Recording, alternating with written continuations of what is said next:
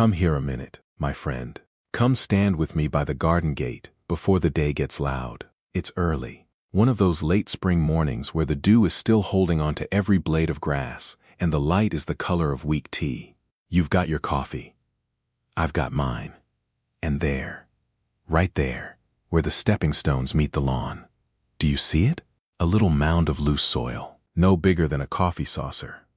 It wasn't there last week. I'd have sworn it. And if you've gardened as long as I have, if you're one of those good souls past 50 who still kneels in the dirt every spring, then you already know what that small hill is.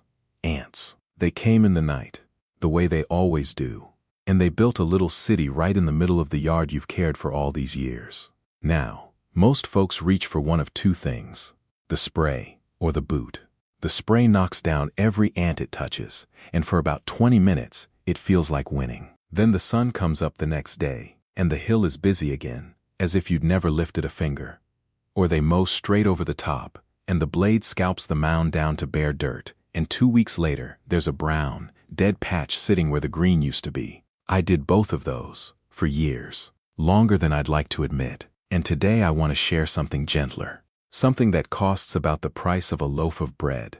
It isn't a poison. It never was. It's a powder as old as the oceans, and by the time we're done here this morning, you'll understand why it works, how to use it without hurting a single good thing in your garden, and why the ground where those ant hills stood so often turns into the greenest patch of grass you've got. But I won't sell you a miracle. I'm too old to fib to a friend, so I'll also tell you the honest limits, what this powder can do, and what it can't. Because the truth, my friends, is what keeps you and me trusting one another. Fair enough?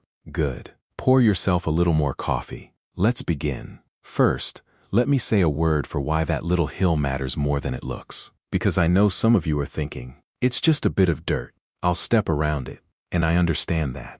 I stepped around mine for 2 summers. But here's what's happening under the surface. When ants build a mound, they're carrying soil up from around the roots of your grass, grain by grain, and piling it on top. The grass directly beneath that mound is being smothered. No sunlight. No air moving over the blades. It's like laying a heavy blanket over a plant and walking away. Slowly, quietly, that grass gives up. And when you run the mower over the raised hump, the blade dips in and shaves it to the dirt, and now you've got a bare spot that the weeds will find long before the grass does. One hill won't ruin a lawn, but they don't come one at a time, do they? 1 becomes 5. 5 becomes a dozen. And a yard you were proud of starts to look tired and patchy, and every week there's a new little hill somewhere you didn't expect. And I have to speak plainly about the fire ants, for those of you down south. Those aren't just a nuisance. When a grandchild runs barefoot across the grass, or a dog goes nosing at a mound, fire ants swarm, and they sting again and again in seconds. For a little one, or for someone with a bad reaction, that's not a lawn problem anymore. That's a safety problem. Right there in the backyard where the family gathers. So no, this is not vanity. Caring for the ground under our loved ones' feet never is. Now, let me finally tell you about the powder. And I want to tell you what it truly is, because the wonder of it is half the reason I love it. It's called diatomaceous earth, a long name for a soft, chalky, pale gray dust. You'll find it at any garden center or hardware store, and a good-sized bag runs about $4 to $8. But here's the part that still stops me, even now. That powder is made of the ghosts of the sea. Millions of years ago, the oceans and lakes were full of tiny living things called diatoms, microscopic algae, each one wrapped in a delicate little shell made of silica. The very same stuff as glass. When they died, their glass shells drifted down and settled on the bottom, layer upon layer upon layer, for age after age, until the water dried away and left great white beds of them behind. We mine those beds today. We grind them into dust. And what you're holding in that bag, my friend, is a fossil garden, an ancient sea, crumbled into powder, resting in the palm of your hand. I never sprinkle it without thinking of that. Here's how it works, and this is the first aha of the morning, so lean in. That spray you bought works by poison. It has to get inside the ant, and ants are clever. Over time, whole colonies can grow resistant to the chemicals, so the makers just sell you something stronger. But diatomaceous earth doesn't poison anything at all. It works by touch. By simple, physical touch. Under a microscope, all that fine powder isn't smooth. Every one of those fossil shells is a field of tiny, sharp edges, fine as spun glass. When an ant walks across it, the dust clings to its body, and those little edges scratch through the thin coat of wax on the ant's shell. Now, that coat of wax is doing an important job. It's the ant's way of keeping its water inside, the same way a good raincoat keeps you dry. Scratch that coat, and the ant slowly, gently begins to lose its moisture to the air. Over a day or two, it simply dries out. Not poisoned, not struck down, just quietly parched. And here's the beautiful thing. An ant can't build up a resistance to being scratched by glass. There's no cleverness that beats it. It just is what it is. Now, I have to be honest with you, the way I promised. Some folks will tell you that one cupful destroys the whole colony, queen and all, in a week flat. I've read those claims, and I've read what the university people say, too. The good researchers at places like the University of Florida. And they'll tell you the truth is more modest. Diatomaceous earth surely kills the ants that walk through it, but wiping out an entire colony deep underground, all the way down to the queen? That hasn't been proven to happen reliably.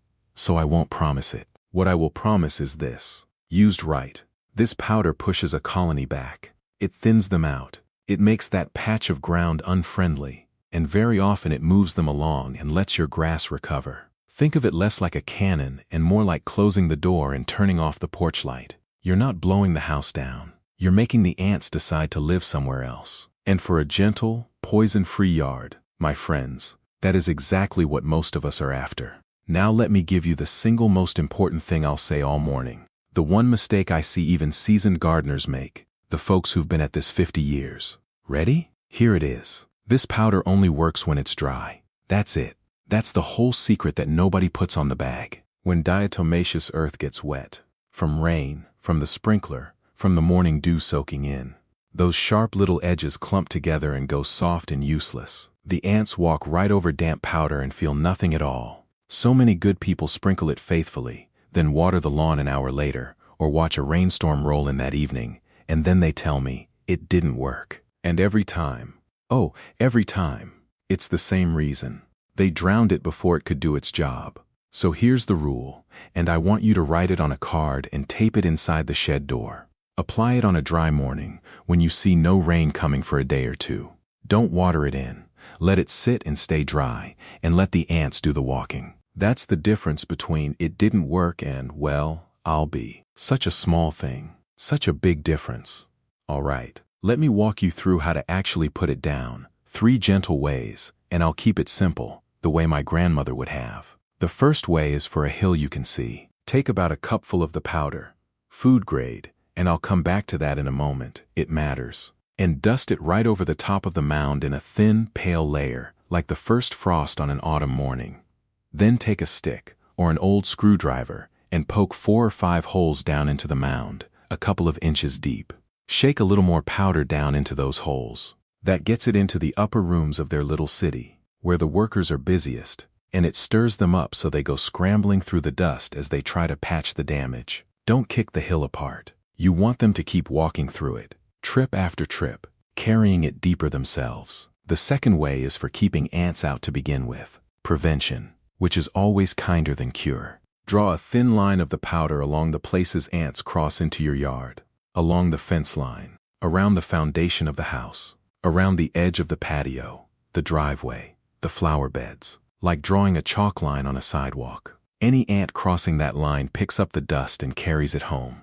It's a quiet little border, and you never even have to find their nest. And the third way is for a yard that's really overrun. Using a spreader, the same kind you'd use for grass seed, put down a very light dusting across the whole lawn, barely enough to see once it settles into the grass. That reaches the nests you know about and the ones you don't. But go light. There's no need to bury your yard. A whisper of powder does the work. A blanket of it does no better. Now, the safety. Because I love you all, and I want you here for many more springs. 3 simple things. First, and this is the one that truly matters, buy the bag that says food grade. Say it with me. Food grade. There's another kind sold for swimming pool filters, and it's been baked at high heat, which changes the powder into a form that is genuinely harmful to breathe. You do not want that one anywhere near your garden or your lungs.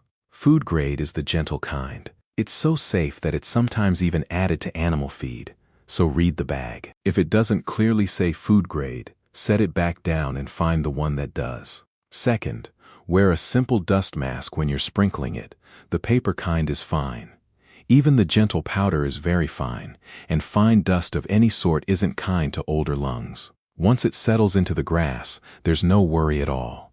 It's just the sprinkling, a mask and a calm morning with no wind, and you're set. And third, keep the dog and the cat off the treated spot for an hour or so, just until the powder settles down out of the air. After that, it's perfectly fine for them to wander through. It's the breathing of the loose dust we're being careful about, nothing more. Now I want to give you a second tool, an old one, older than any powder in a bag, and it's sitting on your stove right now. It's your kettle. Boiling water, my friends. The oldest remedy there is for an ant hill, and one your grandmother very likely swore by. And this isn't just folk memory. The good people at Texas A&M, who've studied fire ants longer and harder than just about anyone, actually measured it. Pouring 2 to 3 gallons of very hot water straight onto a mound kills the ants roughly 60% of the time. Not every time, but for a big, stubborn bully of a hill, that's a fine first strike, and it costs you nothing but the gas to boil it. But, and I say this firmly, because I care, you must be careful. That water is dangerous to carry. Scalding water and a slippery lawn and a set of knees that aren't 20 anymore is a bad mix, so take your time and pour slow. And don't fill the pot so full you can't manage it. And know this, boiling water will kill whatever grass and roots it lands on, the same as it kills the ants. So it's for the mound itself, not for a hill sitting in the middle of a bed of flowers you love. Pour it in the cool of early morning, when the ants are gathered up near the surface, and let the powder handle the rest. The kettle first, the dust after. They make a good pair. And now I have to keep my promise about honesty, because this next part matters most for those of you fighting fire ants. Here it is, plainly. For ordinary black ants in the lawn, that gentle powder is a lovely, safe tool. But for fire ants, those aggressive red ones with the deep, deep tunnels, the powder alone is weak. I won't pretend otherwise. For fire ants, the researchers at Texas A&M, folks like Dr. Robert Puckett, who has spent his life on this, recommend what they call the two-step. First, you spread a proper fire ant bait across the whole yard, and the ants carry it down to the queen themselves. Then you treat the worst individual mounds directly. That's the approach that's actually been shown to clear them out. So if it's fire ants you're battling, please don't lean on the powder alone and feel let down. Use the kettle for a quick knockdown, and the bait for the real work. Telling you that, even though it's not the tidy answer, is exactly the kind of honesty I'd want from a friend. And you are a friend to me. Now let me give you the rhythm of the whole year, because ants keep a calendar too, and once you learn to read it, you're always a step ahead of them instead of a step behind. Watch for your signs in early spring. For me, it's the forsythia. When those bright yellow branches begin to fade, and the soil first feels warm under your fingers, that's when the ants stir and the first little hills push up after a warm rain. That's your moment. Draw your thin chalk lines of powder along the fences and the flower beds then, before the colonies ever settle in. A border laid down early saves you a dozen battles later. An ounce of prevention. My father used to say, standing about where you're standing now, coffee in hand. Then, through the warm months, late spring into the thick of summer, that's their busy season, and yours. When a fresh hill appears, tend to it in the first day or two, while the colony is still small and young. The sooner you catch it, the gentler the fix. A young hill moves along easy. An old, established one digs in its heels and makes you work. So don't wait, my friends. A dry morning, a cupful of dust, and you've caught it before it ever grew into trouble. And come the cool of autumn, when the ants are settling deep to sleep out the winter, lay down one last dusting along your borders to catch the stragglers trying to move in before the frost. Then you rest, and they rest, and the ground goes quiet under the falling leaves. There's a rhythm to it. There's a rhythm to everything out here, if we slow down enough to notice. That's a gift the garden gives us that the rushing world never will. Now, let me come to the part that everyone wonders about. The part where the grass comes back thicker. Because you'll hear people say the powder feeds the lawn, that it's some magic fertilizer that makes the grass leap up greener than everything around it in a week or two. And I have to gently set that straight, because the real story is actually more beautiful than the tall tale. Here's what's really happening. Remember that heavy blanket? The mound that was smothering the grass, blocking its light and its air? When the ants move on and that mound flattens out and washes back into the soil, the blanket lifts. For the first time in weeks, that little patch of ground gets sunlight again. It gets air. The soil, all loosened and turned by the ants and now free of them, is soft and open, easy for new roots to spread into. And so the grass creeps back in. Not because it was fed some potion, but because it finally has room to breathe and grow. The ground didn't need a miracle. It just needed the burden taken off. Now, is there anything to the silica story at all? A little, yes, and I'll give it to you honestly. That powder is mostly silica, and silicon is what the researchers call a beneficial element for grass. The good scientists. Dr. Lawrence Datnoff at the University of Florida, Dr. Beth Girdle at Auburn. They've found that silicon does seem to help grasses stand up to disease, and may help them handle a hard drought or heavy foot traffic, so there's a real thread there. But I'll tell you the whole cloth. Other careful studies, one out of the University of Kentucky, found no boost to growth or color at all from adding silicon, and the powder gives up its silica to the soil very, very slowly. Far too slowly to explain grass leaping back in a fortnight. So silicon is a gentle friend to your lawn over years, not a magic spark in a week. Anyone who tells you otherwise is telling you a story, and you deserve the truth. And here's the truth that's better than any story anyway. The real secret to a lawn that ants leave alone isn't in any bag. It's a thick, healthy carpet of grass. Ants love a lawn that's thin and dry and struggling. Bare patches, hard soil, weak roots. That's easy digging, easy building. But a dense, deep-rooted lawn shades the soil, holds the moisture, and gives them nowhere inviting to move in. So the very best ant remedy, my friends, is the one you already know. Mow high. Let the grass stand a little taller, 3 inches or so it shades its own roots. Water deep and seldom, not shallow and often, so the roots reach down. And fill in your bare spots before the ants and the weeds do. Do that, and you're not just fighting hills one at a time. You're building a lawn that never made room for them in the first place. Tend the whole, and the small troubles tend to fade on their own. That's true of gardens. I've found it's true of most things. Let me tell you one more thing about this humble powder, and then I'll let you get on with your morning. Because it has a secret history that I find almost too fitting to believe. Back in the year 1867, a Swedish chemist named Alfred Nobel was wrestling with the most dangerous substance of his age, nitroglycerin. A liquid so unstable that a hard knock could set it off, and it had already killed men, including his own younger brother. Nobel searched for something, anything, that could soak it up and hold it steady and make it safe to carry. He tried sawdust. He tried charcoal. He tried brick dust. And then he tried this. Diatomaceous earth. That same soft, pale powder made of fossil seashells. And it worked. Soaked up in that ancient dust, the fearsome liquid grew calm and steady enough to hold in your hand. He called it dynamite. Think of that. The gentlest thing in your garden shed once tamed the most violent force of its time, and the fortune Nobel made from it. He left it, at the end of his life, to found the Nobel Prizes, including the Nobel Peace Prize. So the very same powder that once held the power of an explosion now rests quietly in your palm on a spring morning, doing nothing louder than moving a few ants off your lawn. From the loudest thing in the world to the quietest tool in the shed. I don't know why that moves me the way it does.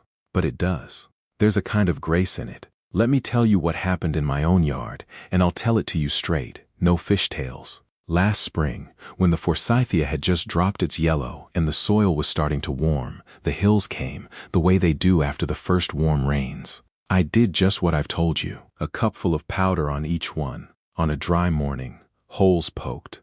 A little more dust down inside. A chalk line of it along the fence. The first few days? Business as usual. Ants coming and going. I'll be honest, I doubted myself, standing there with my coffee.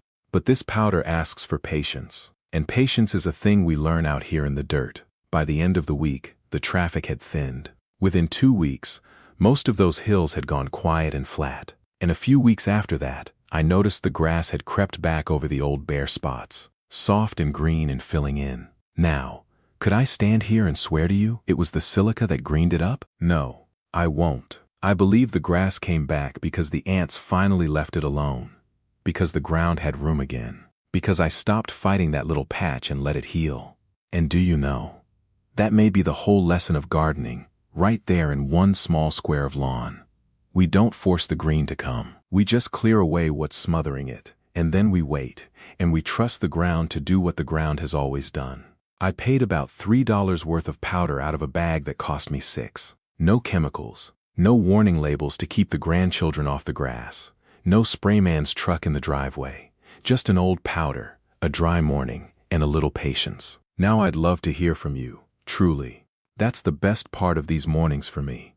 Tell me down in the comments, what did your mother, or your grandmother, use on the ant hills when you were small?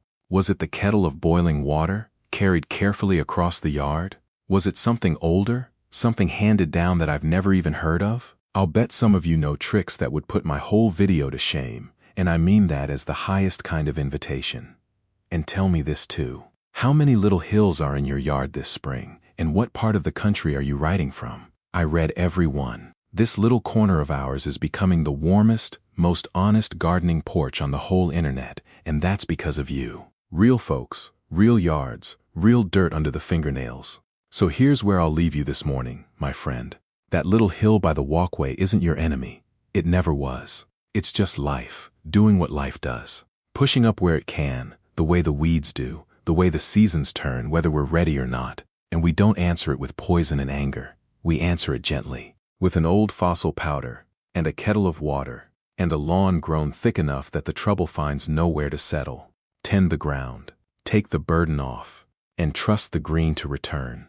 It always has. It always will. Thank you for standing at the gate with me this morning. If you'd like to keep learning these old, gentle ways of tending a garden, you're always welcome here. Come back and sit a while whenever you like. Now go on, finish that coffee, and give that little hill a dusting before the day gets warm. I'll see you next time, my friend.